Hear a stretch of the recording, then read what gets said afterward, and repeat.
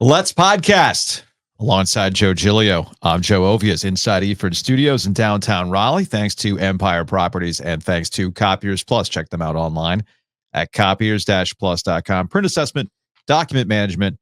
Perhaps we can put up a big board with all of Giglio's cursing in the last 48 hours or so. No, I'm gonna need to laminate this and print it out the proper way. We haven't been able to get to this. This is the sheet of players who need contracts for next year that we haven't been able to discuss because the Hurricanes insist on continuing their season. Good for them. Which I think appreciate it. will continue.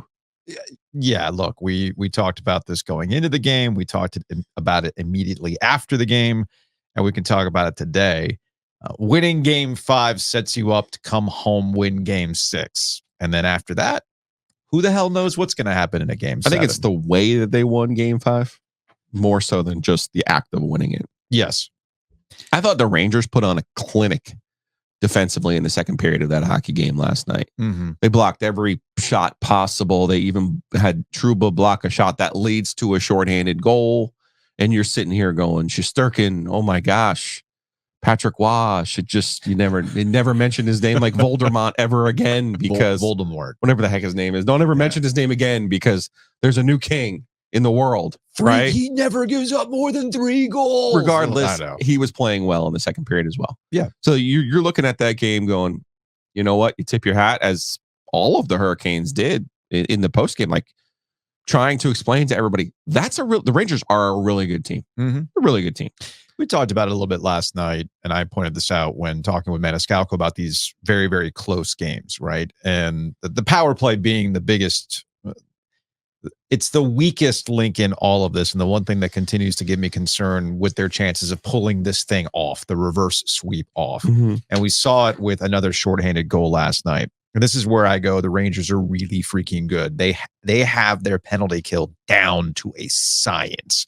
And they wait on the Canes to make a mistake, and then obviously they've cashed on it now twice, including last night. But I will say this about it after I've had some time to, 5 hours of sleep or whatever it is from last night to today.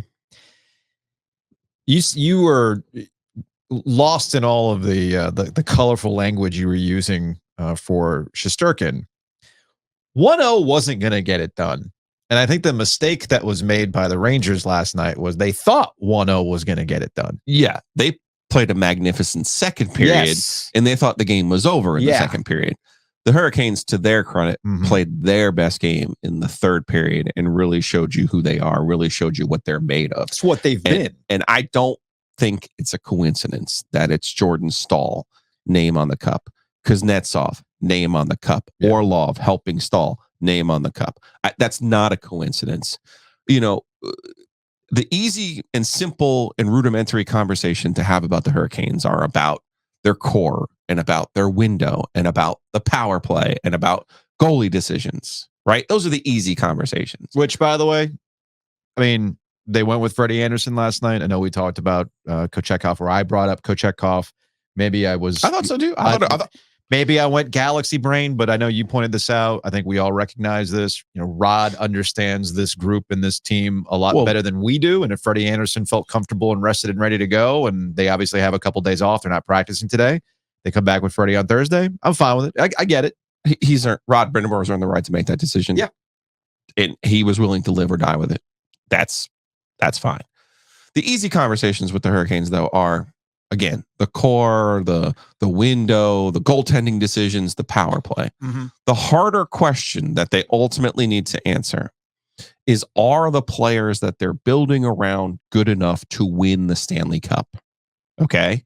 So because ultimately the answer to why does your power play struggle every single year in the playoffs is the guys you're putting on the power play are not skillful enough to score on the power play. And when you see Staal have a moment like he did last night, you go, aha. Because quite frankly, we've all been trained by Rod Brind'Amour to just appreciate Jordan Staal defender, Jordan Staal steady player. Jordan Staal doesn't make a mistake. But ultimately, Jordan Staal is their second line center. Your second line center needs to score goals. You can't just be, if you're not scoring goals, you're the fourth line center. It's the same conversation we've had about Andrei Svechnikov, just a younger version of it. Right. I can sit here and commend all the things that Andrei Svechnikov has done on the ice. These plays don't happen. This goal doesn't happen without Svechnikov being this horse coming out of the back of the net. Well, Jordan Staal, we usually refer to him as a horse as well because he is making plays happen. And yes, a couple years ago, Rod was getting annoyed by a Jordan Staal scoring renaissance that had occurred in the regular season. It was the year after the pandemic. That's what it was. Okay. I couldn't remember the year. I just remember the moment. It was the shortened season where he really had like 14, 15, 16 goals early. And people kept peppering Rod with questions about Jordan Staal and the scoring. He's like, he's not doing anything. He's like, he's not doing anything differently. He's just scoring. He's just scoring. But he's just the same Jordan Staal. It's the same Jordan Staal. I get all that stuff, but sometimes. But that's where the Canes are, though, I think. Living a little bit of a world with me here where they lose last night 2-0. Yeah. You know, they don't score. The Rangers, they pull Freddie. Right. The Rangers win 2-0. Right. The conversation we're having right now is Jordan Staal too old? Is he really just the fourth line center, not a second line center? You know, Burns, are some of these, are some of the players they added defensively, now that you can see the writing on the wall with Shea and Pesce, probably not coming back, right? If they were, those contracts would have been worked out by now. Well, you know what? In theory, right? In theory, but if one thing we've learned with Tom Dundon, it's going to go down it's to the his last number. minute. It's his number. We'll see what happens. So you've added guys around, right? And I don't. Mike Maniscalco made this point after the Game 3 loss. The core itself has remained the same, but what the Hurricanes have tried to do is change all of those parts to get the best out of that core, right? And Kuznetsov really was kind of sort of a little bit of a throwaway, classic Dundon buy low kind of risk. I actually thought they would have gone and got Pacioretty from the Capitals and said, no, really, we wanted you to play last year. Yeah. Instead, they went and got Kuznetsov from the Capitals. And the goals that he scored in these playoffs, last night, obviously, is a rebound. But the goals he scored in the playoffs are high skill goals. And if you want to do dumb shit, you better offset it with high skill answers. So I have and I know that guy was thinking last night, if I don't make a play in this third period, I'm never playing for this team again. Right, because what happened before it. Yeah, and there's a real chance he doesn't play.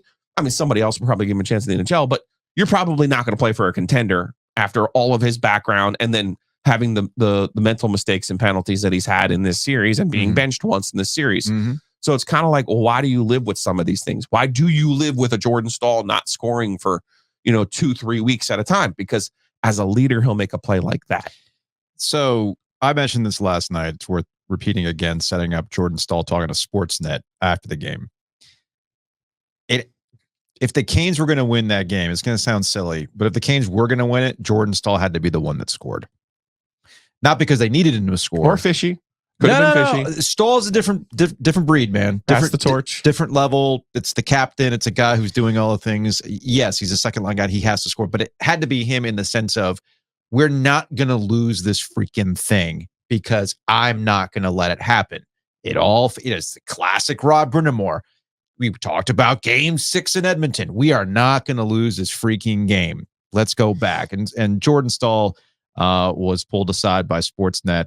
Here's the audio of that Sportsnet conversation. Jordan, your team is down 1-0, 20 minutes of play with your season on the line. Those are moments where everyone talks about desperation. You guys come out and you turn in an incredible third period and really send this thing back. What are you most proud of that third period that your group showed? Yeah, it was everybody. We needed everyone. It's a good team over there, and just resilience, and we're living to fight another day, and we're going to keep pushing for that next one, and we'll go one at a time here. Unbelievable effort from everybody, from the goalie all the way out, and it was just a lot of fun to be a part of, and very proud of the group. You've had a ton of chances, but what did it mean to finally see one go in at such a big moment? Yeah, I mean, it was better late than never. Obviously I'd like to be more involved with the offense, and that was a big goal for us, so I'm excited about that. And the group just kept going from there, and it was an incredible game. Down 3-0 in a series is a place you never want to be in, but Rod Brindamore talked a lot about the belief that this group has. How much does that belief come from the way that this team has played and the fact that it was 3-0, but maybe you deserved a better fate? Yeah, I thought we played some good hockey. There was a few bounces here and there that didn't go our way, and I think special teams has gotten better, and we've learned from our mistakes, and then our game is solid throughout the 5-on-5. So we're going to keep learning. I'm sure we made mistakes again tonight, but we're going to keep learning from there and keep trying to get better and live to fight for one more day. A couple nights from now, we'll be back at PNC Arena, which I'm sure will be wild for a Game 6. Just what do you think about that moment coming? Yeah. I got goosebumps already. Our Caniacs are nuts. They're a lot of fun, and it's going to be a bump and barn for sure. Thanks so much for the time. All right, thank you. So again, that was Jordan Stahl with Sportsnet about coming back to Game 6. I believe Evgeny Kuznetsov described it as welcome to hell. That's what it's going to be like for Game 6 for the New York Rangers. He was approached about that in the post game. I love Kuznetsov post game audio. Yeah, that was phenomenal, and we were trying hard. Two periods the puck doesn't go in, and he was playing well, and I'm just so grateful to be part of that. It's kind of one of those when you going into the third period, you realize that could be the last period this year, and you don't want to have that feeling. So I'm so grateful that we were able to come back and win the game. Jordan Stahl gets you guys started. He called it before the game actually that he's going to score today. Really? Yeah, he said he's going to do bird, but he didn't. Yeah, no, he's too nice. You said it's going to be hell going back to Raleigh for them. Do you think the pressure totally shifts onto them now? You guys are. I don't know what's it's not on me to decide who's pressure or not. I think that's a two beautiful teams that competing against each other, and it's a dogfight now, and what we're trying to do last 4 days, we're just living it day by day and do what's best available with their opportunities, and we're just using it, and like I said, I'm so grateful to have these moments. Two beautiful teams, Joe. Two beautiful teams. Pay that man his money. Let's take a break. Let's take a hockey break. Brought to you by Happy and Hill. You will have an opportunity to get Happy and Hale on Thursday night, Game 6. Very excited about this. Get that Burnsy Bowl. Get the Bueno Bowl. Get the Protein Bowl. Drop by the North Hills location. Get smoothies. I might need a smoothie. Download the app. You get a free smoothie. I kind of need to detoxify myself with some green smoothies following beer sticks. I'm going to have to do more beer sticks. Happy plus Hale. Seriously, download the app. Get a free smoothie. And if it's within your birthday month. Yeah. Because I signed up after it was my birthday. I was still able to get the free bowl. Perfect. Even then, the app is super easy to use. The food is always ready for you when you walk in. I mean, it can't be a better setup. Tyler, they have such a great setup over there. Every time I go over there, there's always somebody happy. I mean, it's on the name. You can't be Happy and Hale and have grumpy people making you salad. Okay, absolutely not. So they have a great crew. They take care of you, and just like our Nature's Relief, if you got questions about some of the ingredients, hey, I would like more of the cucumber and pickled carrots and less of something else, you can do that too. About the pressure, we'll close the conversation on this. I don't really believe in pressure. Well, that's the thing. So there's the attitude, the cliche, and the reason why we think the Carolina Hurricanes winning Game 5 sets up a win for Game 6 to get you to a Game 7, and then we'll see where it goes from there. You don't believe that the way that the building was last night, you don't believe that, hey, we were the President's Trophy winner. We had this team. We kept gutting them in the worst possible moments, and they won't die. Why won't you die? Now suddenly you come back and the building's going to be ridiculous.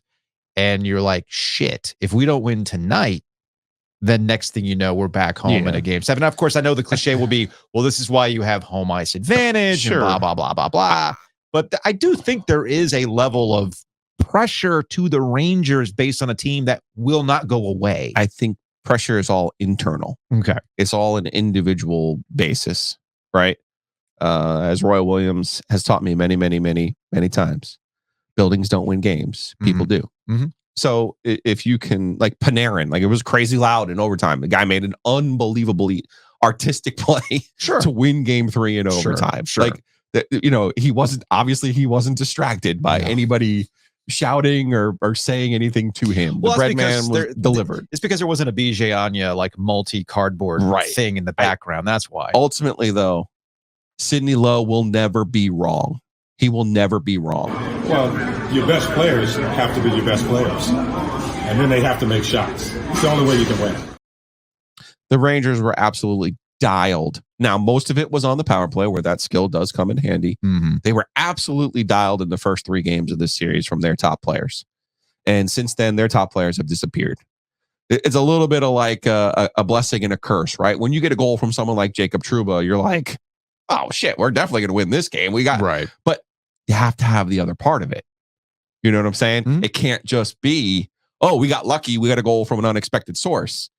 The unexpected source has to augment the top unless you get multiple goals from an unexpected source, which obviously didn't happen for the Rangers last night. So I'll say it again. I thought in the early part of this series, the Hurricanes' top players, I was questioning where they were in 1-goal games. Ultimately, whether it's on special teams or not, ultimately it's about your top players. In the last 2 games, particularly in game 4, especially how I was off the charts. Jake Gensel was off the charts, right? Last night, I thought it was more of, again, you got to ask yourself, well, why is the Rangers top line struggling? Oh, hi, Jordan Stahl. Yeah, hi. That's why. That's why. Hello. Yeah, it's the same thing with the power play. Why is the Canes power play struggling? Well, again, the Rangers are doing a really, really good job there. So it goes back and forth, and we're getting more out of what we expected from this series in real time. Should be a lot of fun on Thursday. We'll do another After Dark. Hopefully, Gilio will be just as fired up with the F-bombs. Housekeeping. Thanks to Enovana for sponsoring Housekeeping. Check them out online at enovana.com. You know what today is, Joe, right? Oh, no. Are they here? They're showing up today.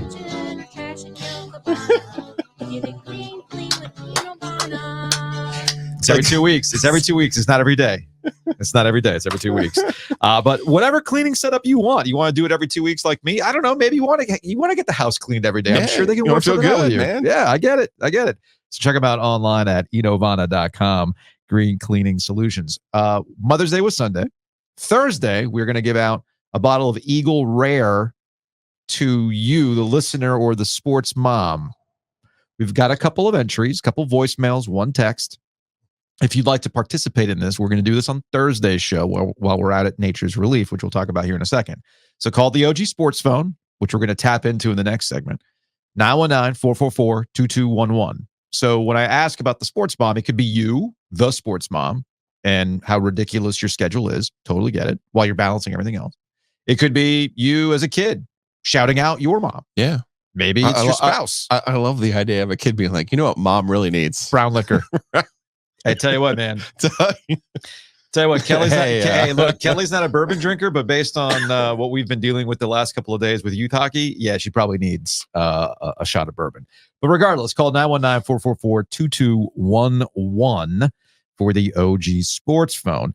Mentioned Nature's Relief. We are going to be there on Thursday, the Western Boulevard location. Should be a lot of fun. Check out naturesreliefhempstore.com. That's RELEAF hempstore.com. Jennifer and the crew do a really great job with all of their locations across the triangle. But again, we're going to be there Thursday, Western Boulevard, for the show. And the regular Joes have come through again. Absolutely. Once again, the audience has astounded me with their support of Nature's Relief. We got a nice email from Jennifer, but the response has been amazing. Is there something more we can do? And I'm like, at the risk of being a terrible salesman, like, no, I mean, you're already with us. We just got to let it ride. Just let it ride. I thought this was a really good match. I think it's proving to be with our demographic. And I think there's enough people too who are like, hey, you're right. I go in. It's not intimidating. They got great, again, talking about great customer service. This is another one. Jennifer and her crew do such a great job. So I'm excited for Thursday's show. The only problem with Thursday's show is I can't take anything because I'll need to be at my peak for the game. Says who? Me. Because I'm absolutely. A gummy gives me like a chill, a super chill. Maybe you need to take it before the after people dark. don't like a super chill. No, that's true. People are not here for the super chill. That's a good point. So again, Thursday we're there for a live show, OG Live at Nature's Relief on Western Boulevard. Do you need some legal advice? Do you need a contract? Do you need to take your house to closing? Whitaker and Hamer can help you out with that. Check them out online at wh.lawyer. Again, that's wh.lawyer. And because we have another Hurricanes game on Thursday night, that means we're going to be hitting that breeze through outside PNC Arena. Need that coffee for the after dark. And the crew at Breeze Through is so awesome that they do have 2 lower level tickets to Game 6. Details will be on their social channels. So please check out Breeze Through NC. Just check out at Breeze Through NC. And you can find out how you can win tickets to the game on Thursday for Game 6. It's going to be super hype.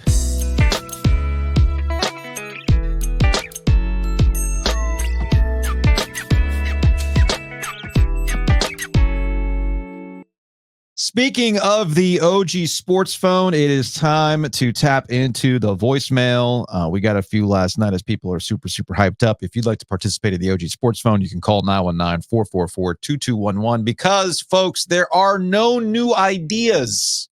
There's only remixes. Let's go to the Sports Phone. What's up, boys? Big Al here again. Called you tonight, let you know that we were back. We're so back. Big man Uncle Stahl with the goal starting things off. That's my captain. Koozie with the bird celly. We're firing on all cylinders, and the top line didn't even record a point tonight. The reverse sweep against the Rags is going to feed families. Fire me up. Let's go Canes. It's going to feed families. Definitely feed mine. So I'm appreciative. Yeah, look. I actually have 2 futures on this series in particular. I used bonus. You got a nice one yesterday. I went bonus bets at the when everything went live. No. When everything went live, I used one of my $25 bonus bets on the Canes per round. Per round. Okay. So first round, second round, conference finals, right? But then DraftKings had put out a reverse sweep plus 800. So I used $28 in bonus bets that I had done from one of their threes day things. Yeah.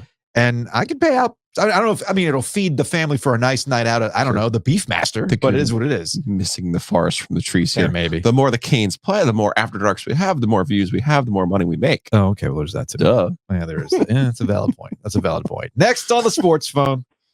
Hello, guys. This is Jim Nance. I wanted to call into the hotline and speak to you guys about Gilio's spicy language on last night's After Dark podcast.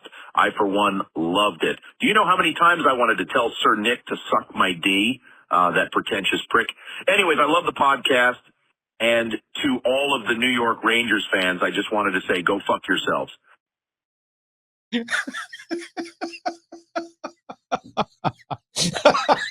Wait, why did he hold off on suck? I don't know. I really don't know.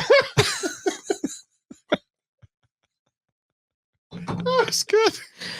I do have I am curious about this. Now that we're on the topic about this, is it really just a New York vicinity thing that this is bringing? Why are you so angry about the Rangers? Because like last night, you were sober. Last night you were sober. Even my sister was like, were you drinking?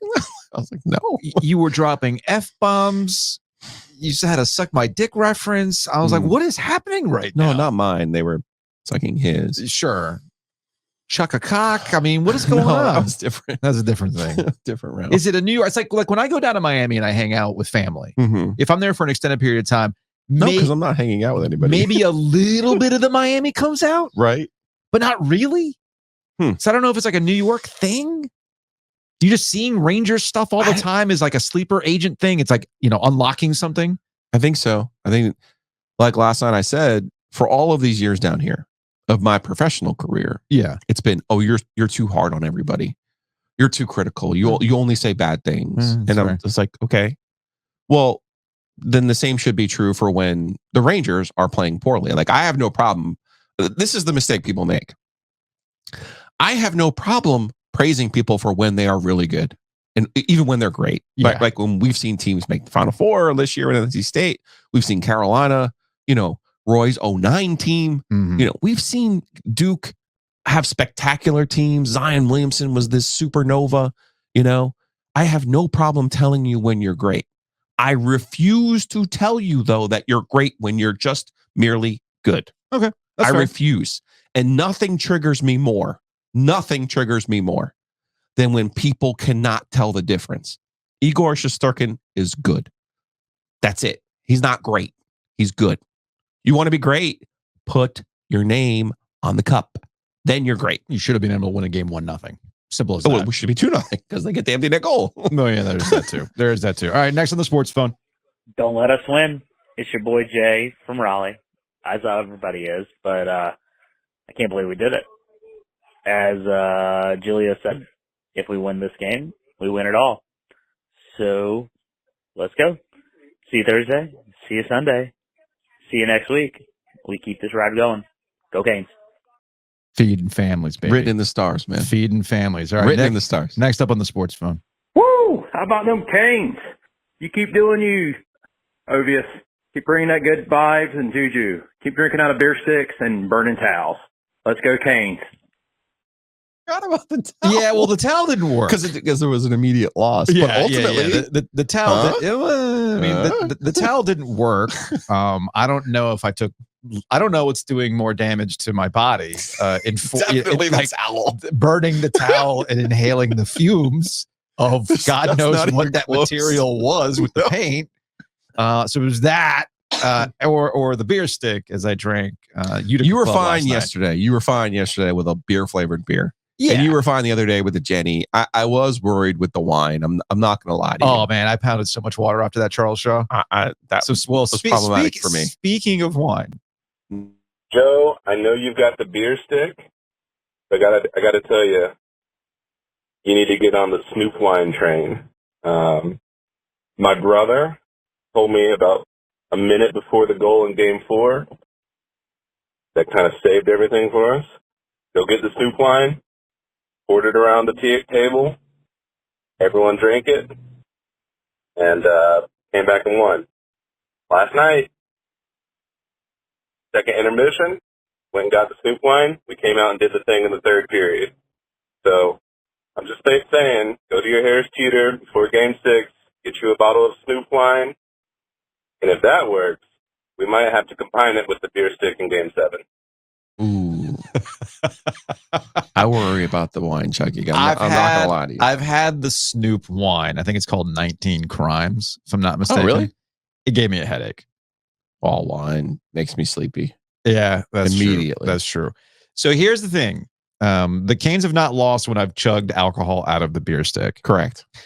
Now, what I've been doing during the Ranger series is drinking upstate New York beers or just New York beers. So okay. I had the Jenny. Mm-hmm. There was also I had a Mickey's Wide Mouth grenade during the Islanders series. But anyway, and then Utica Club this last time. I've had some people offering me like some Omegang, like verticals. Like no, I can't do like a 2015 aged beer that I no. Now I'm intrigued by the Jenny Light because when I went to Wegmans yesterday to go pick up some Utica Club, I saw that Jenny Light. I'm like, like that's like that's water. That's water. I might just drink that. So we're talking to Serena. She wants me to do Smirnoff Ice to get iced up, bro. To get iced on Thursday, son. Yeah. So we'll see. Would you do a White Claw? Could you pound a couple White Claws? 22 ounces of White Claw? No. This is not my mojo. This is your mojo, sir. That's fine. All right, we got two more. These are tied together because this has been an intriguing conversation that's taken place. I'd be curious your thoughts and the audience thoughts on this. Let's go to the first voicemail. This is Todd in Wake Forest. I'm calling about the Hurricanes deal. Since the coach wore that NC State hat and you said he was connected to NC State, maybe they're suffering from what NC State had, that Charlie Brown complex or whatever. Maybe they're having that problem. And it's a mental block that the whole organization needs to get over. You guys do a great job. Have a good day. So people have been asking the question since NC State shit is dead. Mm-hmm. And they get to the Final Four, they win the ACC championship. Is it dead or did it transfer over to the Carolina Hurricanes? And of course, Rod Brindamore did an interview with ESPN where he was wearing an NC State hat. Right. Dave Dorn liked that tweet from Luke DeCock, by the way. So I don't know if there's the tentacles to NC State shit that you got to be worried about. But we had a follow-up voicemail. Again, these are different people with all kind of on the same wavelength. And I thought this was actually more intriguing. All right. Hey, guys. This is Paul. So I've got a theory here. I'm calling you right after the final horn of the Canes game, Game 5. They win 4-1. So what if the Canes in this Rangers series are just NC State in the ACC tournament, playing every game with their back to the wall, having to win every single game to advance, and they use it as a jumping off point to get to the final? Thoughts? Joe, I like it. I had a very similar thought when everybody was talking about NC State shit. I'm like, oh, it's transferred. I'm like, or the Magic did transfer in a different way. You paid the price. State paid the price. Yeah. That ultimately, that's my question about the Hurricanes. Was it too easy too soon for them as a franchise? Getting to the cup in 2002 and winning it in 6 within, entirely possible. 10 years of being here. Do you have to suffer? Is suffering part of your existence? That's my only question. It's a legitimate question, and I guess we'll find out if there's something to it on Thursday night.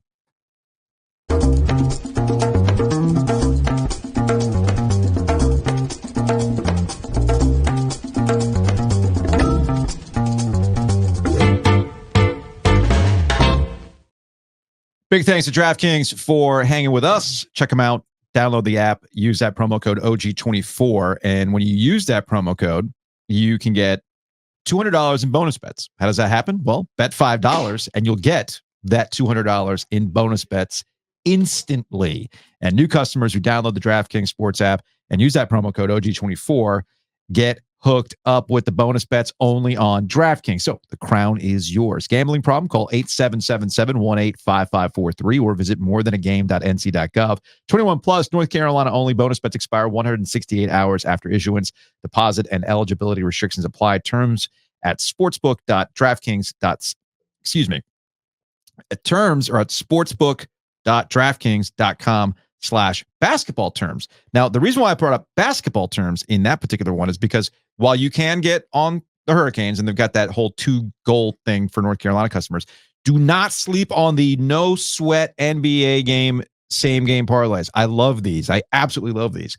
I also love the threes days or whatever they're called. I forgot the actual name of them, but all I know is that if you try to predict who gets the first 3, you can win, or if that doesn't play out, how many threes are made in the game will go towards a bonus bet in the future. So there's all sorts of fun ways to get involved at DraftKings. I'm enjoying that during the NBA playoffs. And of course, as we talked about earlier, I do have some futures on the Canes, folks. What do you got, Joe? We got a major tournament this week in golf, and a lot of people are going to be on Scotty Scheffler. He is the favorite, and this course is absolutely set up for him to have success. He just recently became a father. Congratulations to him and his wife. Rory McIlroy won the last time, or 2 times ago that it was at Valhalla. He also turned the trick that year of winning at Wells Fargo and then going to Valhalla and winning the PGA. Both of their odds are kind of stupid, sort of ridiculous. But there's a reason, because this is an absolute bomber's course. You have to be long to win this week. Mm-hmm. And there's one person we're not talking about who absolutely smashes the ball. Rombo, my man. John Rahm. Right. So his number is actually going down because it's almost like, oh yeah, we totally forgot about this guy. So his number, because he went to LIV. So we're kind of, his numbers come down from what I got it earlier in the week. It's down to 16-1. Yeah. So here's the bet I want you to take. And I normally do not tell you to take top 5s, but I think this is where the old, remember my Russian dynamics between these goalies.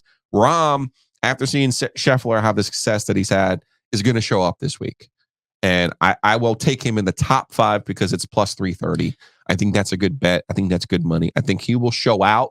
And if he doesn't win this week, I really do believe he'll win in Pinehurst. Aaron Beard pointed out to us that from the Associated Press that your intuition on the Kochetkov Shesterkin thing, there's some heat there. Yes. And it was confirmed by Kuznetsov. He's like, no, they don't. You didn't like them. No. I'm like, oh. No. You had that- you had 9 that hours intuition. away, by the way. Penza, 9 hours away. Then that's not really Vodka Road. I mean, it's a long road. I mean, it is Russia, so it's relative. It's a good point. It's a good point. All things are relative.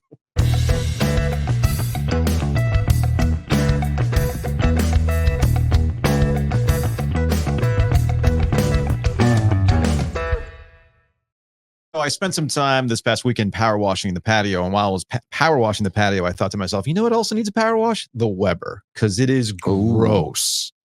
I call it seasoning. Yeah, you can power wash that bad boy. Really? Yeah, you got to make sure you drive it off. Okay. You know, lube it up, but you're good to go. How to get all the gunk out of there. But I just take the tray out. And, yeah. And I'm a little weird in that I don't mind some of the old food still stuck to the grill because again, that's seasoning, ladies and gentlemen. I don't care if it's filled with bacteria, it's seasoning. And the signature steak tips pull right off that thing. Don't stick. I love it. So head on over to the Butcher's Market, thebutchersmarkets.com. As we've mentioned before, they actually have a bunch of stuff for your grills too. They do. They do have a lot of grill accessories. They have a lot of seasonings. They have marinades. Anything that you would need to grill, they have it there. Most importantly, they've got a great selection of meats to put on said grill. And also, don't sleep on the sandwiches, which can help you out for yet another tailgating opportunity on Thursday. And if you happen to visit the Butcher's Market location on Lake Boone Shopping Plaza, and there's locations all across the triangle. My home base is Falls of the News. But if you go to Lake Boone, you can also hit up our friends at Two Roosters. The OG epicenter. That's where it's at. Now, Two Roosters got their spot in PNC Arena, get the Stormy Tracks. But if you're looking for their rotating flavors, just go to the website, tworoosters.com. Don't tell me you found a new favorite flavor. No, I was just reminded, though, that after the first period, game 4, went down, concourse, saw Matt Davis from State Farm. And instead of getting a beer, I went and got ice cream. I got the coffee, and I got chocolate chips in the coffee bourbon. Delightful. I love that. I absolutely love that. And actually, while I was walking back towards the press elevator, I saw the Nagy brothers from the Garner Golf Gambling Group. And they were like, where did you get the ice cream? And I'm like, right over there. They're like, oh, that's what my wife wanted me to come get. I said, okay, well, go to Two Roosters. Take care of your wife. And as I mentioned, I was on the back patio. Big thanks to Mosquito Authority, Pest Authority. Yeah, you can't sit out there. No. That's not a good idea. No, not the best idea, especially with without the help of Hayes and his crew. A lot of the rain that we've been getting, that can be active for mosquitoes. You can get the treatments, but they can also help you out with a variety of other issues as well. And you can bundle and actually save. Sound delicious. I think you're thinking esquites, which you can get at Longleaf, but that's another story altogether. That's for tomorrow's read. Go to bugsbite.com. Don't eat the mosquitoes. No, don't. Not in our country. I mean, I took a class. I took a class at NC State. I took an entomology class where we ate bugs for extra credit. I mean, it's not bad. Grub puppies, it's not bad in Asia. But don't do it. Bugsbite.com. Check them out. Bundle and save with Mosquito Authority and Pest Authority.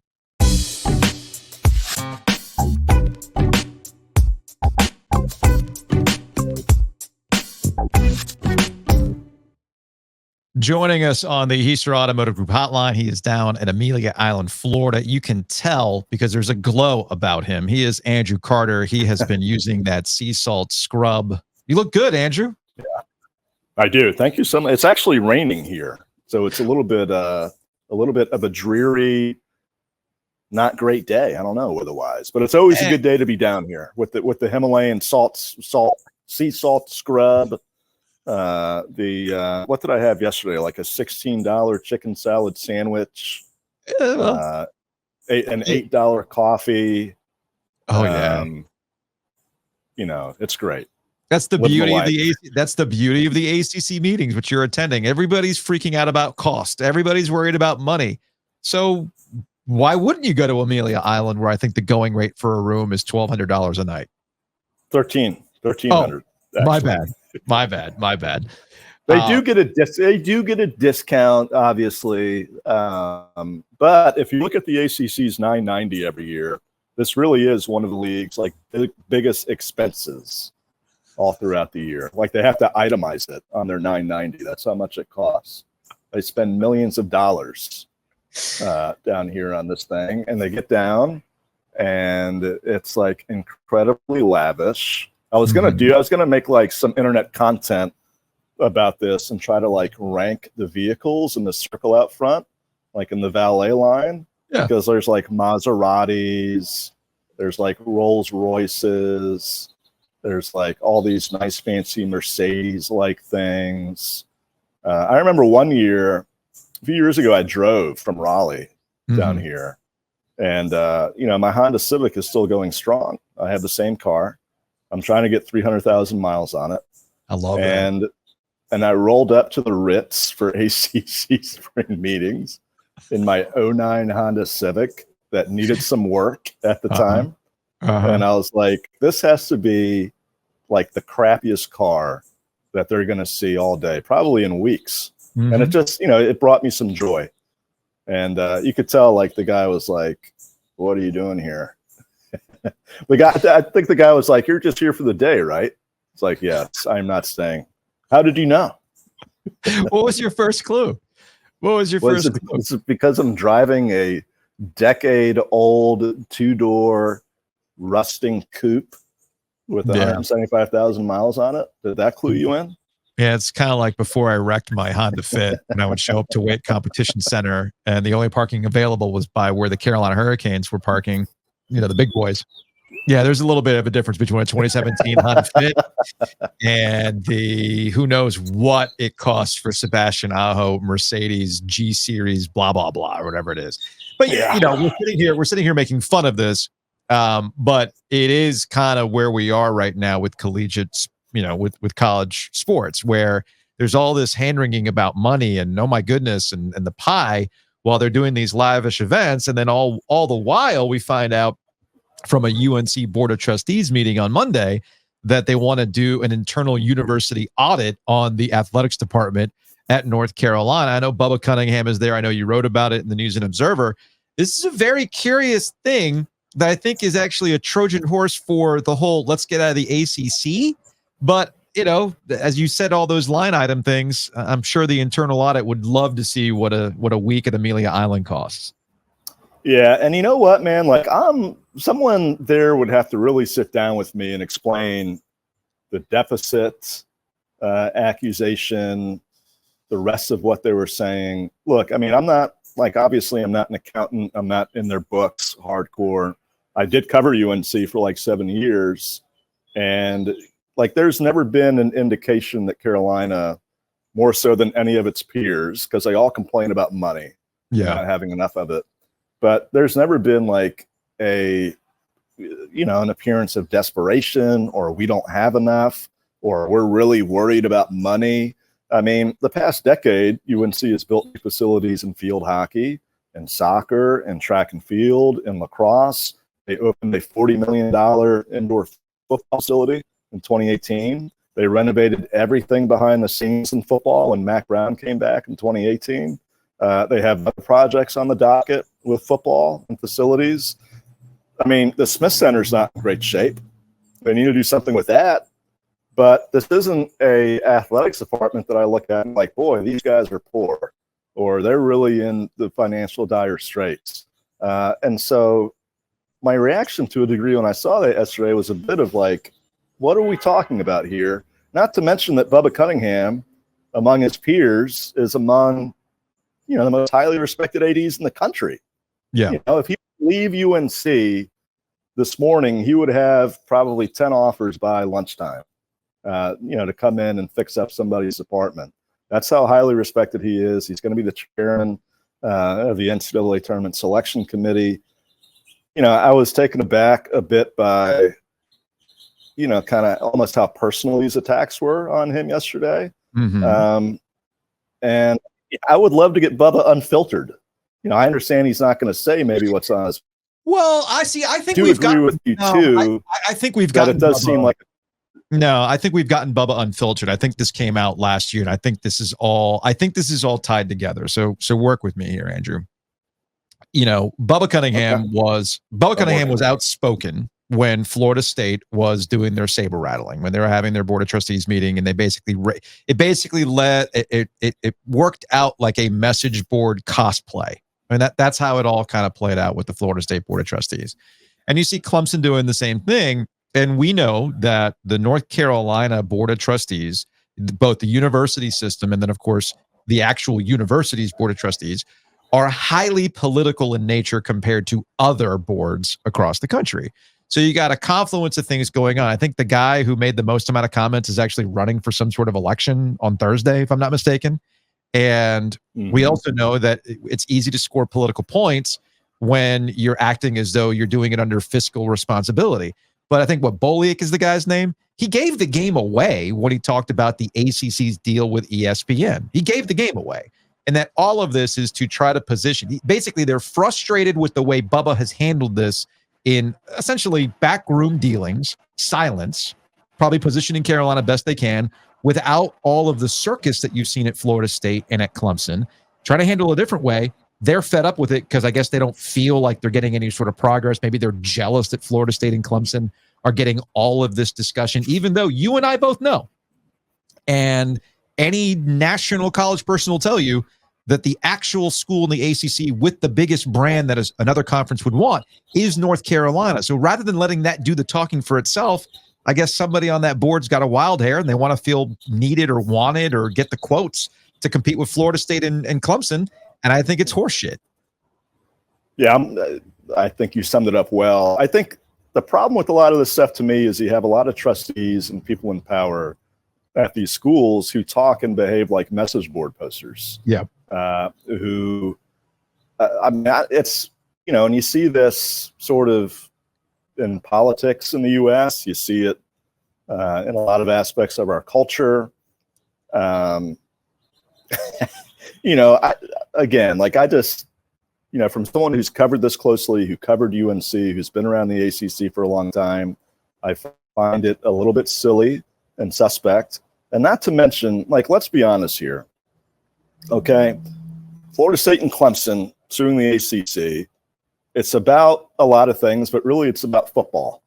It's about wanting to compete in college football at the highest level, about thinking they belong at that level. And those schools have dominated the ACC. Florida State has won half the conference championships, 16, during its time in the league. 16 out of 32 seasons, FSU has won the ACC. Clemson obviously has been dominant the past decade overall. They've both won national championships.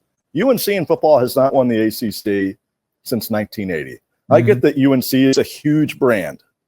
I get that UNC would be a coveted commodity out there if it were to be a free agent on the conference market. They could go to the SEC. They could go to the Big Ten. I have no doubt that either league would want UNC. But to sit there and suggest indirectly or directly, oh, we're worried that we can't compete at the highest level or this or that about football, well, you've never done that. You haven't done that in the ACC, frankly. You haven't won the conference in 4 decades. Yeah, for all the talk of North Carolina football, they can't consistently beat NC State with everything at their disposal. I mean, NC State has won the ACC more often than UNC. NC State has 7 conference championships. UNC has 5. They both basically haven't won it in 45 years. Again, I just think it's a little bit misguided. I think it's a little bit presumptuous and silly for UNC to try to put itself in the FSU Clemson bucket, if you will, when it comes to discussions about college football. If you want to talk about TV money affecting your bottom line, okay, yeah, UNC has 28 sports. They need money. But that quote yesterday where it was like, oh, we think the department's being mismanaged. Like, what? I mean, they win national championships all the time in different sports. Bubba Cunningham was brought to North Carolina and beat the NCAA at their own game. So you could talk about mismanagement of money all you want, but that dude is responsible for North Carolina beating the NCAA. So I'm really at a loss here when it comes to Bubba Cunningham. Right. I don't understand how you can characterize that we think the department's being mismanaged. When you look at the success, when you look at what he's done throughout his tenure, when you look at what you just said, he saved them from NCAA penalties, turmoil, led UNC throughout that process. My reaction again was sort of a "what are we doing?" moment kind of here. Like, I get it. Like, fine, if you want to talk like a message boarder and puff your chest out and kind of join the fray and make it look like to your constituents that you're doing something, quote unquote. Okay. Yeah. But you have to base these conversations in reality. And the reality is that UNC's athletic department has been among the best in the country throughout his tenure, top to bottom. The problem, Andrew, is that you say you have to base these things in reality, when in reality you don't, because people love to live outside of that and just kind of live in their own little bubble. Speaking of bubbles, as you are at Amelia Island for the ACC meetings, this is a big event. What, Charlie Baker, the NCAA president, was there yesterday for a 2-hour conversation about settlements and money for players and everything else. What was the read of the room based on people you talked to yesterday? Yeah, I mean, I think Baker has a relationship with Jim Phillips. Jim invited him down here to talk. There's obviously a lot of confusion, consternation, uncertainty throughout college athletics about the House NCAA settlement, about what's going to happen. And that certainly, it seems like we're moving toward a model in which schools are going to be directly compensating athletes. I think schools, again, schools are the NCAA. It's not like the NCAA is this monolithic organization. So schools and their leaders, I think, are still hesitant to fully embrace the employee-employer model. I don't think they want to describe athletes as employees. I think that's still a sticking point. But it certainly does seem like there's going to be some sort of direct compensation model, however you describe it, however you set it up. Perhaps some kind of collective bargaining involved. And I think Charlie Baker was here to talk through some of those possibilities and maybe provide some clarity to ACC member schools about what that system of compensation might look like, maybe to calm some fears out there, to answer some questions. I think his session went especially long yesterday. It was supposed to last about an hour and 15 minutes, went almost 2 hours because there was a Q&A session afterward. You had some folks in the room, and it was everybody in the ACC. It was every coach they have down here. It was ADs, administrators, and there were a lot of questions for them. I thought the most telling quote, it wasn't like a bombshell soundbite, but Baker said something to the degree of, we think what's coming is going to be a great benefit to student athletes at institutions with the most resources.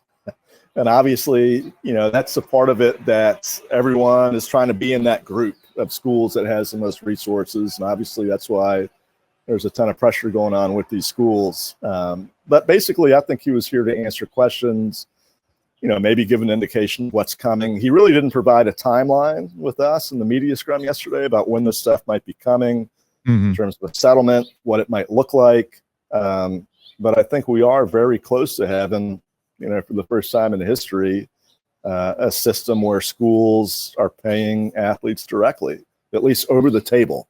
And what it's going to do,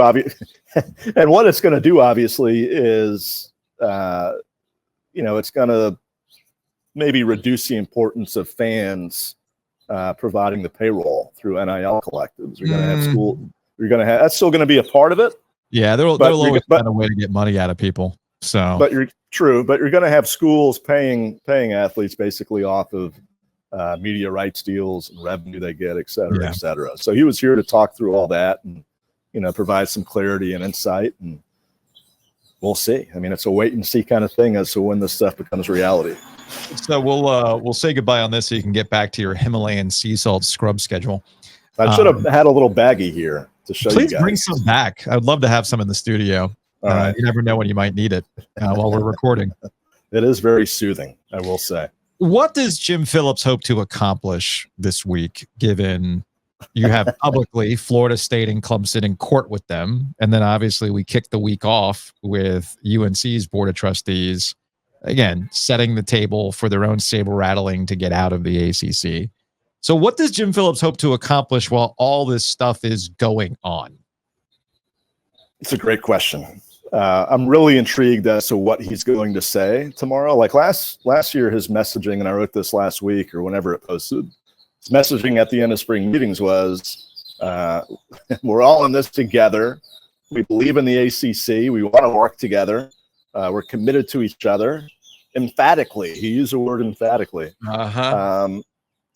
So this year, I don't know, man. Like I don't know what his main talking points are going to be. I think he has to acknowledge what's going on.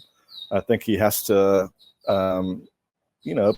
just, I don't know, give a sense of strength, provide a sense of direction. but it's a very fine line to toe. I mean, I don't know, what people want him to say. I think people on either side are probably going to be mad at him no matter what he says, because he's a guy, and Pat Forty wrote about this. I thought he had a great profile of Phillips that came out yesterday in Sports Illustrated, and I've picked up on this being around Phillips myself. Like, he's a true believer. Yeah, which was the theme of that profile. Like, he believes in what college sports, I think, maybe have aspired to be throughout their history. You can argue they've never been that. Which is, you can make the argument that it's never been that, but let's give him that. Let's say that there was a point in time where this idealistic image of the NCAA and college athletics was true. It's also 2024. And the other conferences have made it abundantly clear to everybody who's paying attention that that's not going to be a thing. That's not going to happen. And I've kind of come to the conclusion, like you, in that Jim Phillips is a true believer. If you want to continue to do that, maybe the ACC and a Power 5 or Power 4 or whatever is left over, maybe this is not the right environment for you. That if you really wanted to further the cause, be a true believer in that collegiate athletic, in this collegiate endeavor of yours, maybe a smaller conference is the place to be. Maybe going back to being an AD at a school where, I don't know, the Ivy League, where these types of things might be a little bit more pure in that regard. But at this point, the ACC is not going to be the one that shepherds the NCAA back to what it used to be. That ship sailed, and I think it might just be too late at this point. Yeah, I would agree. I mean, we all kind of see the writing on the wall. Yeah, we all see the writing on the wall. I from a personal point of view, from a journalistic point of view, from someone who's covered this, like, I would love to see Phillips really talk about a realistic path forward. Like, talk about what the model might look like. What is the ACC's role going to be in it? How do you fight for your league? Something that makes sense, not something, the messaging about we're all together, or this is what college athletics should look like, healthy neighborhoods, et cetera, et cetera.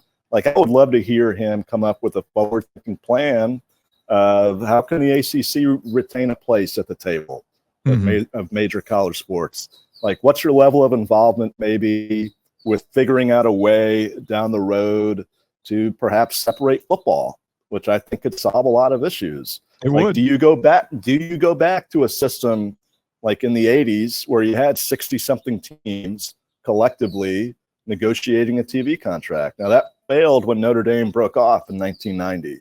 And then you had the SEC expand, Big Ten added Penn State, and here we are. It's been like this constant cycle since then. Is there a way where everyone can get back together and sort of like work together?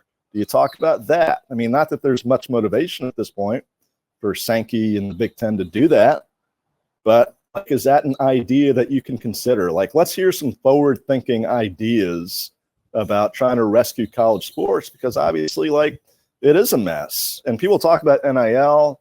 Oh, it's the Wild West, yada, yada. All right, that's fine. You can have that opinion. To me, the stuff that really is a mess in college athletics is the conference realignment stuff. Like, I think that's the stuff that if they don't figure it out, I really think you run the risk of going the way of NASCAR, of turning off your base of fans, of people tuning out eventually.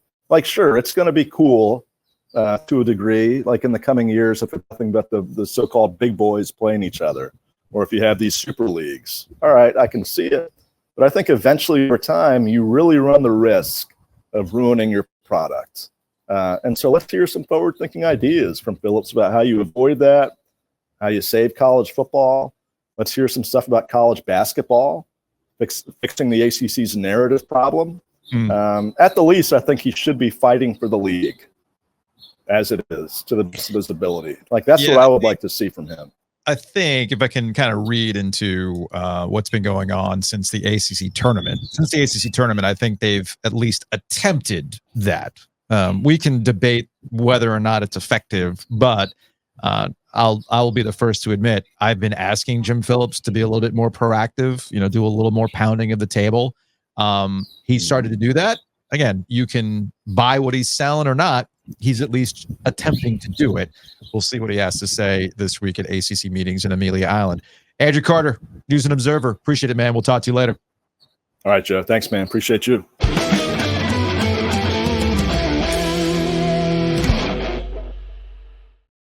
at you rocking the Rowback today. I have that same hoodie. I love that hoodie. This is the Bear Crawl hoodie. Okay. Enjoyable. Quite enjoyable. Quite comfortable. Different from my green tea hoodie. Different material. It's a that pattern one, too, right? Yeah. Well, this is like the softest material in the history of material. I love that material. Yeah. Different. Okay. Equally as comfortable. This is a nice lounger. Nice. Go to rowback.com. Use that promo code OG20.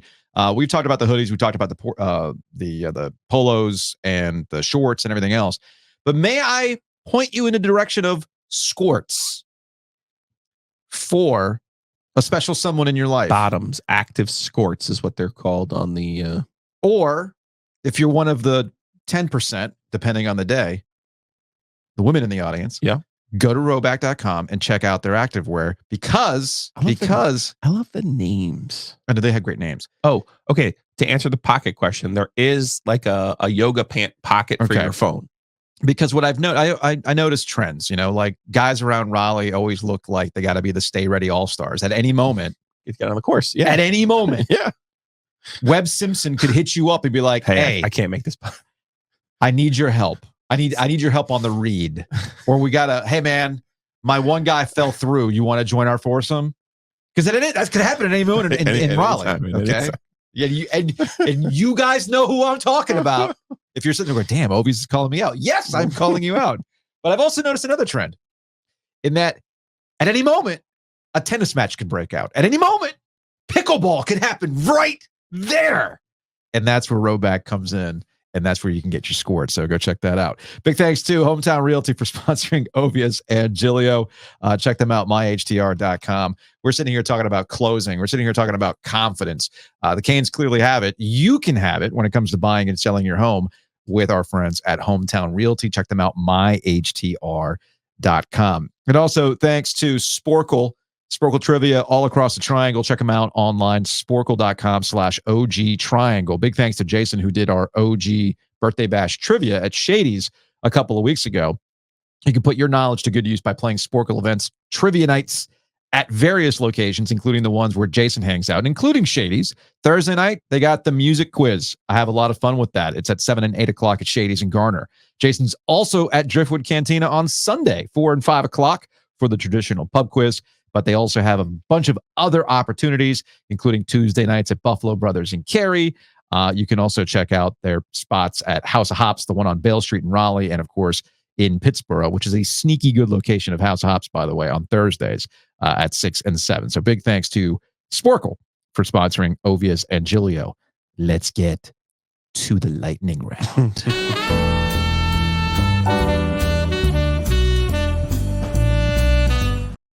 I love playing this. Let's make this happen.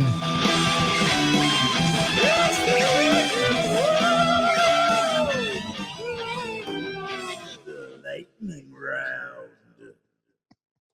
Was LeBron James in Cleveland just for the attention? Did you see that last night? Probably. Yeah, no, it's fairly obvious. LeBron James was courtside for what? Cleveland, Boston doing the, just a kid from Akron. Just a kid from Akron. Anyway, y'all see what he's doing, right? Wants Cleveland to take him back and then draft Bronny. Yeah. You see what he's doing. Like, there's no way LeBron James stays in the West. There's no way. Unless LeBron stays because he wants to be. I was listening to. Oh, you're saying the conference itself. The conference itself. I got you. So it's really one of two things in what LeBron James ultimately wants. Does he want one last crack at a championship, which I think he does? Yeah. Well, that can't happen in the West with the Lakers as they're currently constructed. Straight up. The West is also the conference with all the hotshot young studs that are coming up. So why do you want to participate in that when you can have the East and really worry about the Celtics, who sometimes just get in their own way? So I think, heck, it might not even be Cleveland. New York is kind of set up for LeBron James to finally fulfill the MSG prophecy that people have been obsessed with ever since he got to the league. But I just want people to understand this is the game that LeBron plays. He's keeping it vague. He's playing the power games. He's doing the attention stuff. You know what time it is. It's LeBron offseason mode. Activate. Get the people going. If I had as much money as LeBron, I'd go and do what I wanted to do too. Yeah, that's fine. By the way, I love the Bronny breakdowns because he was at the draft combine. Oh yeah, he made a bunch of shots at the end of one of his workouts. Oh man, you feel that? I can feel it in my plums. Be like, hey, Bronny, outside the confines of college, a little bit more spacing. Maybe this is something to work out. Although he's only 6'1" now. He was listed at 6'3", but he's 6'1" now. He's got to be on the lookout for that. All right, next up in the lightning round. Item number 2. So we got the Dallas Mavericks and the Oklahoma City Thunder. Woof. Oklahoma 100-96 on the road. Luka Doncic scored just 18 points on 6 of 20 shooting. It's possible that Luka was thinking about what happened at his post-game press conference back on May 10th. I searched. It looks like nobody had plugged in their porn while waiting for Luka to answer questions. Did you see this? I have no idea what you're talking about. So this was back on May 10th, the last game, and Luka's at the table, and clearly somebody had their Bluetooth hooked up while they were watching porn. Just our sharing the ball and our energy was great. What do you think? Okay. Okay, moving on.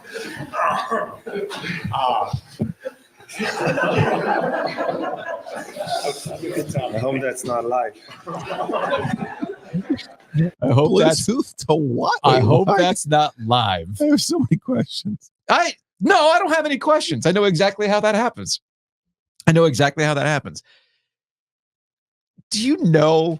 Look. No, I get you're saying somebody's watching porn, but like, what speaker are they hooking up to? That I don't know. That's the part I'm confused about. I don't know. Or maybe it wasn't hooked up to a Bluetooth speaker. Maybe they just had their volume up and maybe they got sent something, or maybe they're like, hey, I know Luka's at the podium right now, but I gotta watch these two people doing it. Let's go. Or whatever they might have been doing. Now, I will admit that, look, we're all adults here. We're all adults here. We've all pulled up some stuff on our phone. All right. But that is, as somebody who has their phone connected to like various speakers in the house, it's like, well, we got to make sure. This is why I always joke, take it off Wi-Fi. Yep. Take it off Wi-Fi. Turn your Bluetooth off. Turn it all off. Because otherwise, you could have a moment like what that. Speaker. I'm now curious. What are you curious about? Like what like community speaker? No, was in the press room. That's why I'm convinced it's not a Bluetooth situation. I'm pretty sure it was just somebody's phone. Like, look, how many press conferences have we been to where somebody has their ringer on, or somebody's actually like they're scrolling through Twitter while the player they don't care about is talking, and next thing you know, you're like, and then it's gonna add, and like somebody's like struggling to turn it off. I just want to know: was it something that was sent to them, or did they just go? Yeah, man, I don't really care what Lucas says, so let me fire up the Pornhub and see what I got here. Well, obviously they're not in North Carolina if it works. Oh, that's right.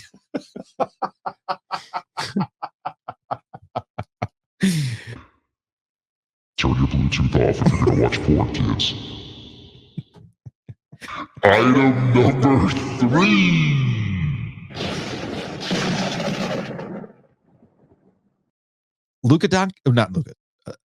Jared Goff got how much?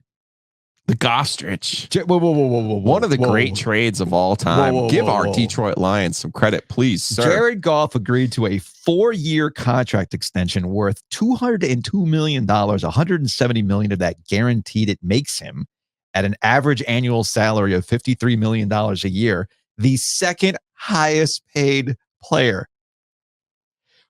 I'm not saying Jared Goff goes into the Hall of Fame, but he should go into the contract Hall of Fame. Kirk Cousins, you got somebody coming for your number one spot in the contract Hall of Fame. That's not fair to the Gostrich. Every other quarterback looks at Jared Goff's contract and goes, hell yes, because these things all set the market. Sure. So, but he's been really good the last 2 years with the Lions. But at any point, has anybody ever thought, man, Jared Goff's an elite quarterback? Jared Goff is the franchise future last QB. Year. Yeah. He's had 2 good seasons. He's had 2 good seasons with Detroit. I'm not knocking what he's done with Detroit. It's good for Detroit. It's the market value. Cousins played the game. Goffstrich is a little bit of a one-on-one. Remember, he was the number 1 overall pick. They play in the Super Bowl, and it was the Bill Belichick exposed him. Yeah. You know, as okay, cool. And then the Rams literally traded him away with a number 1 pick because they were like, here, but you have to take Goffstrich. Because remember, they got Matthew Stafford, but the whole deal was contingent upon, we'll give you 2 number 1s for Matthew Stafford, but you have to take the Goffstrich. Sure. So he goes into that situation. There was a chance they could have cut him. I mean, you know, they were the Lions. I think you hit on it in that this goes back to the Kirk Cousins. I'll tie it back to Kirk Cousins. He's played really, really well the last 2 years in that difficult situation. Do you think that Jared Goff should be the second highest paid player in the league? No. Okay. But I rest my case. I'm sorry. But that's a vacuum. But that shows you the ridiculousness of the quarterback market. Correct. When everybody was wringing their hands about like, well, how could the Atlanta Falcons do this to Kirk Cousins? Kirk Cousins was getting decent starter money because that's the market for decent starters in the NFL. And I am curious going forward, much like they had to bring back drunken spending from the owners in the first round of the NFL draft. Remember, the rookie wage scale has completely altered how people approach team building now. If you hit in the draft on your quarterback, you can invest elsewhere. Otherwise, the bill comes due and you're stuck with, like the Dallas Cowboys with, well, what the hell am I going to do with Dak Prescott? And there's some other contracts that are coming up, like Tua Tagovailoa. Yeah. You got Trevor Lawrence. What do you do with Jordan Love? Right? So Jared Goff makes this money and they're like, well, I'm like the elite franchise QB. And he's getting paid that much? Well, here's the going rate for this. Again, this gets back to the Kirk Cousins thing again. And I'll just wrap my lightning round with this because we know we got to be quick on lightning round. Super fast. Kirk Cousins, just because he got that money doesn't mean he's the guy. Do not assign money to the guy. So my curiosity going forward is this becomes more and more unsustainable as a QB market when they finally break out quarterbacks from the rest of the salary cap. It's going to happen. They have to. They have to do it because otherwise it's going to get really, and I think the quality of play will ultimately diminish over time because you have to nurture your other positions. All right. Lightning round item number 4. You see Tom Brady's debut? Like, do you think Tom Brady's actually going to make it to the Browns and Cowboys? Yeah, Browns and Cowboys. Oh, is that what it is? Week 1. We finally know? Yeah, we finally know. The question is, do you think he's actually going to show up to the booth or is he going to play? I think he'll play again. Okay. I do. All right. I mean, you had a roast, but you know, he told the barber. I was going to say there was one interview where he was like, yeah, you know, if so-and-so called, for sure. He told the barber that he was thinking about it. Because I could see that. I mean, Roger Clemens did that a couple different times where it was like, I'm retired. I'm done. And then it was like, well, you know, hey, if we called you with like, I don't know, 5 weeks left in the season, would you do it? Wear and tear, all those good things. You're only going to do it on a playoff team too. So, you know, it's like, you're basically trying to play for 10 games. Heck, you and I were in concert in our radio days with the best thing that ever happened to Tom Brady was the 4-game suspension. Yes. That extended his career. When you looked at the trend of Tom Brady at that point in his career, you started to see more of those medicine balls, those wounded ducks at the end of the season. Yeah. Magically, we didn't have to worry about the first 4 games. Hey, I'm fresh. Look baby. at all these miles. I just saved on the tread on the tire. We are good to go. Lightning round.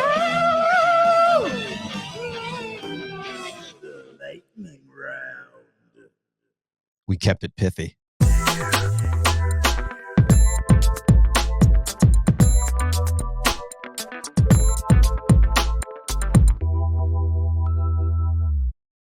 Big thanks to Matt Davis over at State Farm. Check him out, insuregarner.com, the oginsurance.com, or call him directly at 919-779-8277.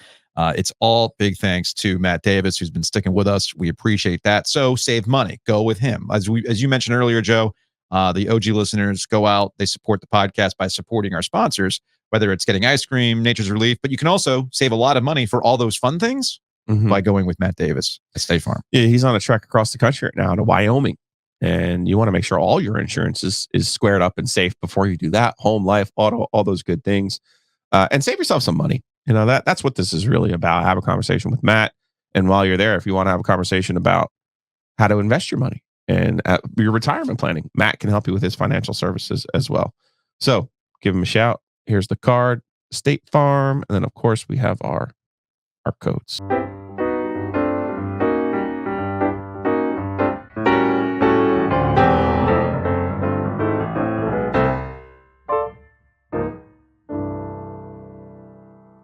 Let's get out of here on some Hey Joe questions. Big thanks to Crank Arm Brewing for sponsoring this and OG After Dark. So go support them. Check out crankarmbrewing.com in downtown Raleigh. They've got an incredible selection of beers, all the styles.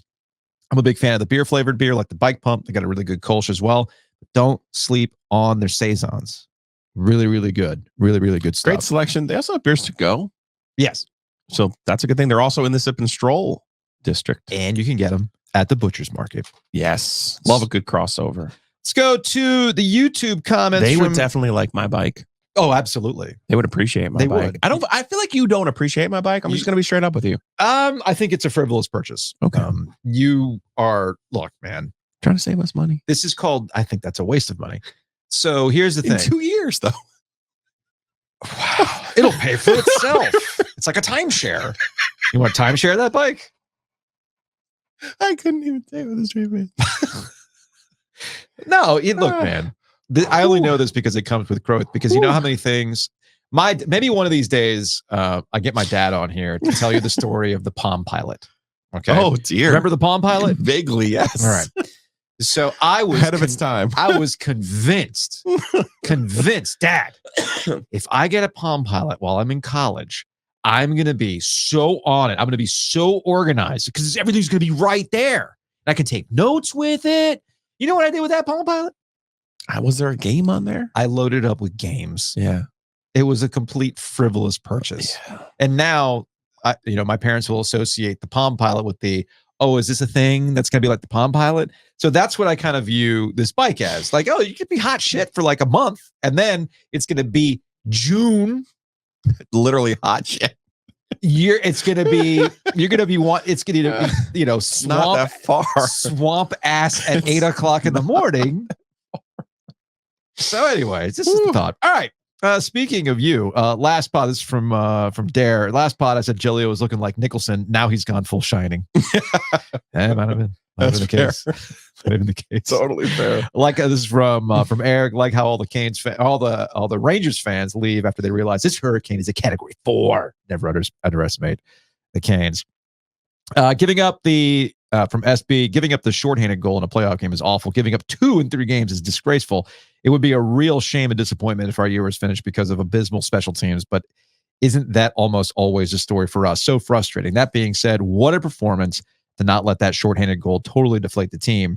They fought hard, and it was great to see. I expect the Rangers to come out crazy prepared Thursday night. Hope the Canes can match that enthusiasm and effort. Keep it up. So there's a lot of this kind of stuff in the YouTube comment section. So, and also there was still want to fire Rod. Of course, I asked this person, who wanted to fire Rod? And they were referencing people in the live chat from the other night. I'm like, that's just people venting at that point. I wouldn't worry too much about that kind of stuff. Yeah. But the special teams is part of it that does concern me to kind of get back to that conversation. Speaking of conversations, as we talked about with Andrew Carter of the News and Observer related to UNC and their board, basically saber-rattling the same way as Florida State was. Chris Breslin, he's a big Florida State guy who's annoyed with our Florida State takes. Hope the show will have some of that same mismanaged, spoiled, what have you done for me lately, poor boys energy for the UNC trustees or Clemson as it did for FSU 12 months ago. Probably won't, though. With the Canes stuff going on, Joe, our laser focus is on the Canes right now. The stuff that's going on with UNC is stuff that we can discuss when we get into off-season protocol for real. But I'll say this, like I said, I tweeted yesterday, Bubba Cunningham, the AD, is being undermined by the way the Board of Trustees is doing what they're doing. Yeah. You talk about how it was 12 months ago. Bubba Cunningham talked to us, he talked to others about this is not how you go about this. And the Board of Trustees is absolutely doing the thing that Bubba Cunningham says, yeah, man, we don't play that game. Real G's move in silence. And now they're doing this for political curry. And now Bubba Cunningham has to answer all sorts of questions while he's at ACC meetings in Amelia Island, Florida. It's a bad look. Straight up bad look. I agree. Speaking of bad looks, Joe, we'll close on this. Please do not send me bluegrass covers. As somebody who enjoys, I love a cover. I love covers. My favorite all-time truth bomb of yours is when you said, "But Joe, that's not fair to bluegrass." So there's two things that are wrong here. One, I love covers, but I don't like bluegrass covers because bluegrass covers, people act as like this is the most brilliant thing. You see what they did? They took this rap song and they made it folksy. You see what they did there? You see what they did? So there's like no defining feature of bluegrass to me that you could just take whatever. This was the heart of the pandemic. And I know. And I forgot why we complained about it, but I did say, but Joe, that's not fair to bluegrass. No, it is fair to bluegrass because find your own damn lane. Stop doing lame covers. Don't give me the gin and juice again. So not only do you send me a bluegrass cover, which you know I cannot stand. That's one of your favorite songs. It's also one of my favorite songs after one of my favorite albums, Tears for Fears, Song for the Big Chair. That is a perfect 80s album. Perfect. No notes on Songs from the Big Chair. And you sent me this abomination. Hold on, let me turn on the volume. You're doing. It's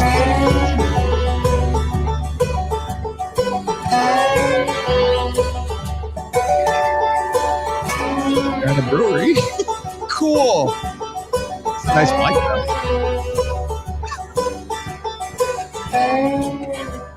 though. Welcome to your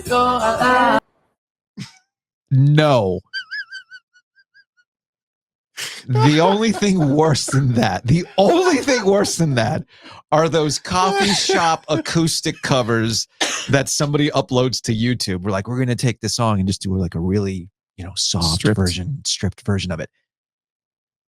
Again, I like covers when done in their own particular way, but every bluegrass cover, they thought they just landed on the moon.